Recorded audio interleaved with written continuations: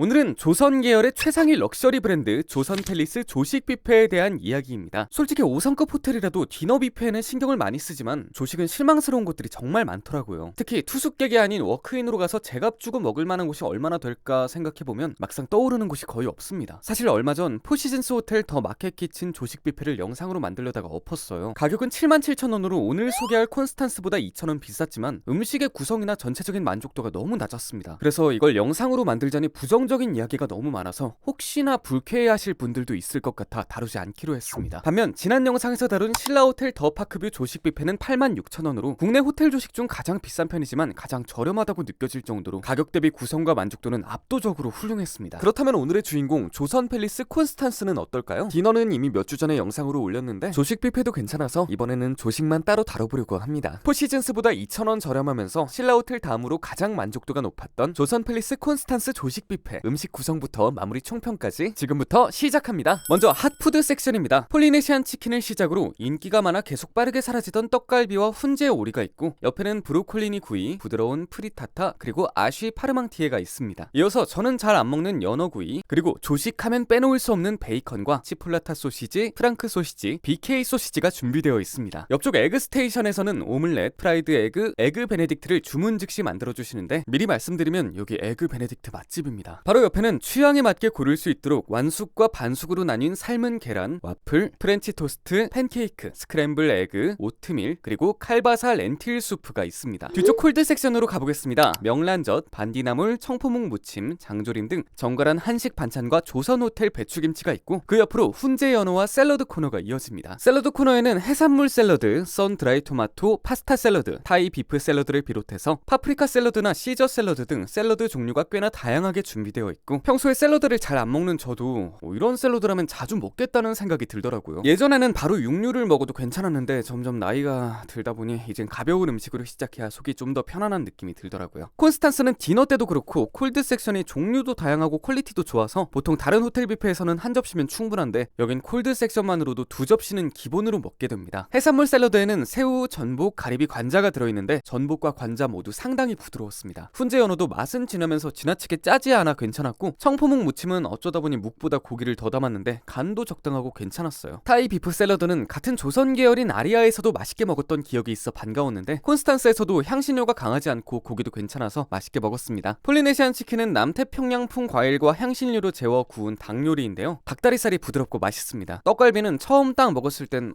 소스가 살짝 과한가 싶다가 씹을수록 고기 맛이 꽤나 진하고 씹는 맛도 살아있는 스타일이라 소스와 잘 어우러지더라고요. 김치도 좀 먹어주고 바로 두 번째 접시를 담아왔어요. 연어구이는 맛있어 보였으나 생각보다 촉촉함이 덜해 살짝 아쉬웠고, 아쉬 파르망티에는 다진 고기 스튜 위에 감자 퓨레를 얹어 구워낸 프랑스식 그라탱인데, 맛을 이해하기 쉽게 비유하자면 미트 소스 파스타에 파스타 면 대신 크리미한 감자 퓨레가 들어간 느낌? 간도 적당하고 맛있어서 여러 번 가져다 먹었습니다. 훈제 소시지와 렌틸 콩을 푹 끓여낸 칼바사 렌틸 수프는 유독 인기가 많길래 저도 먹어봤는데 역시 그럴만한 이유가 있더라고요. 개인적으로 토마토의 산미가 강한 음식은 선호하지 않지만 이 수프는 과하지 않고 소시지와 렌틸 콩의 진한 맛에 채소와 토마토의 적당한 산미가 잘 어우러져 괜히 인기가 있는 게 아니었습니다. 조식에서 빼놓으면 섭섭한 3종 세트, 베이컨, 스크램블 에그, 소시지를 조금씩 먹어주고 미리 주문했던 오믈렛을 가져왔습니다. 채소가 적절히 들어있고 간이 살짝 되어있어 소금이나 케첩이 따로 필요 없더라고요.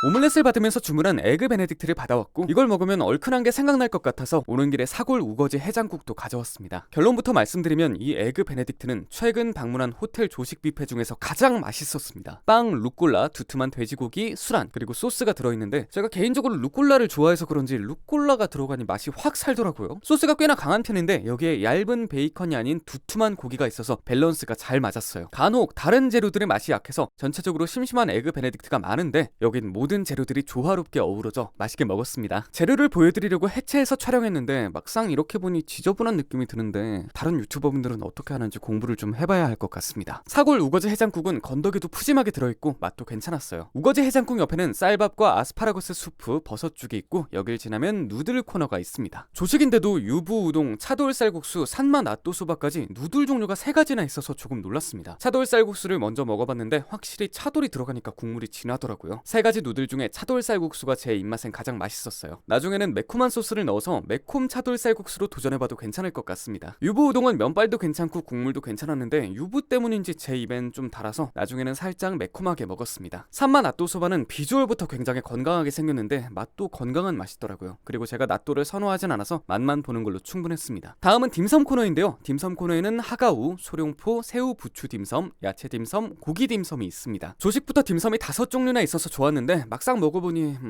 솔직히 콘스탄스의 전반적인 음식의 퀄리티에 비해서는 살짝 아쉬웠어요. 차라리 종류 하나를 없애고 퀄리티를 살짝만 더 보완하면 좋을 것 같다는 생각이 들었습니다. 다음은 중식을 포함한 메인 코너로 콘스탄스 조식의 만족도를 한층 끌어올려주는 곳입니다. 게살볶음밥, 복건식 마파두부, 토마토 계란볶음, 중화 가지 삼겹살, 한우 불고기, 해삼채 볶음, 그리고 청경채 볶음이 있는데요. 우선 중화 가지 삼겹살은 삼겹살이 상당히 부드럽고 맛있었고 소스도 괜찮았어요. 아침부터 삼겹살은 더 맛있는 것 같습니다. 가지도 적당히 달달했고요. 그리고 이곳에서 가장 인상 깊었던 메뉴는 바로 한우 불고기인데요. 대부분의 호텔 뷔페는 조식에 나오는 불고기의 고기 퀄리티를 낮추고 양념으로 덮으려는 경향이 있어서 대부분 고기는 뻣뻣해요. 제가 지난 영상에서 가장 만족도가 높은 곳으로 꼽았던 신라호텔의 불고기도 고기 자체는 다소 뻣뻣해서 아쉬운 편이었는데 여기 불고기는 굉장히 괜찮았어요. 고기 자체가 뷔페에서 먹는 저렴한 퀄리티와는 확실히 달랐습니다. 상당히 부드럽고 간도 과하게 달지 않고 적당해서 맛있었어요. 복건식 마파두부도 조식 메뉴로 구성을 참 잘한 것 같아요. 부드러운 두부와 새우 그리고 살짝 식감이 살아있는 파가 들어있는데 담백하면서도 고소한 두부와 소스의 감칠맛이 잘 느껴져서 아침에 먹기에도 부담스럽지 않고 맛있었어요. 해삼채 볶음도 괜찮아서 이것도 잘 먹었고 게살볶음밥과 토마토 계란볶음밥도 괜찮았어요. 특별히 맛이 없거나 퀄리티가 떨어지는 음식은 없었습니다. 슬슬 달달한 빵이 생각나서 베이커리 코너로 향했습니다. 베이커리 코너에는 블루베리 소보로 머핀, 초코 머핀, 브레산, 메이플 피칸 데니쉬, 메이플 브레드, 과일 데니쉬가 있고 크루아상, 잉글리시 머핀부터 베이글, 깜파뉴 등 식사빵과 각종 잼 그리고 버터가 다양하게 준비되어 있습니다. 옆으로는 로모, 잠봉햄, 브리치즈, 에멘탈 치즈가 있는데 햄이나 치즈는 먹어보진 않았습니다. 프렌치 토스트는 같은 조선 계열인 아리아랑 동일한 스타일이더라고요. 버터를 흠뻑 머금은 빵이 맛이 없을 리가 없죠. 망고 데니쉬도 망고 맛이 좋아서 괜찮았습니다. 디너에는 각종 케이크나 다른 디저트가 있던 곳에 조식에선 주스와 과일 그리고 요거트가 있습니다. 4가지 종류의 요거트랑 각종 토핑들부터 다양한 시리얼, 우유 그리고 주스가 있는데요. 근데 여러분 오이 주스가 정말 맛있나요? 마지막으로는 과일들이 있는데 하나하나 당도가 높아서 맛있게 먹었습니다. 여기까지 콘스탄스 조식 뷔페의 전 메뉴를 살펴봤는데요. 제가 지난 신라호텔 조식 뷔페 영상에서도 언급했듯 5성급 호텔이어도 조식부터 화려한 재료를 활용한 엄청난 음식을 기대하는 게 아닙니다. 제가 생각하는 5성급 호텔 조식 뷔페의 핵심은 단순히 가지수를 늘려 종류가 많아 보이게 하는 것이 아닌 남녀노소 다양한 고객의 입맛을 모두 고려한 구성의 완성도와 음식 하나하나의 퀄리티 이 2가지라고 생각합니다. 그런 면에서 콘스탄스는 신라호텔 다음으로 만족도가 가장 높았어요. 단순히 구색만 맞춘 메뉴가 아니라 한우 불고기, 복건식 마파두부, 에그 베네딕트처럼 조식에서도 완성도 높은 제대로 된 음식을 선보이는 곳이었습니다. 조식의 본질적인 만족도를 중요하게 생각하는 분들께 충분히 추천할 만한 곳입니다. 조만간 워커힐 더 뷔페의 디너와 조식 모두 다룰 예정인데 리뉴얼 이후 전반적으로 퀄리티가 확실히 좋아졌습니다. 특히 디너 뷔페가 일식 섹션이 강점인데 이제는 그릴 코너까지 많이 보완돼서 전체적인 만족도가 꽤 높았습니다. 더 뷔페만의 매력이 궁금하시다면 구독 후 다음 영상도 기대해주세요. 오늘 영상도 시청해주셔서 감사드리고 구독과 좋아요 부탁드립니다. 감사합니다.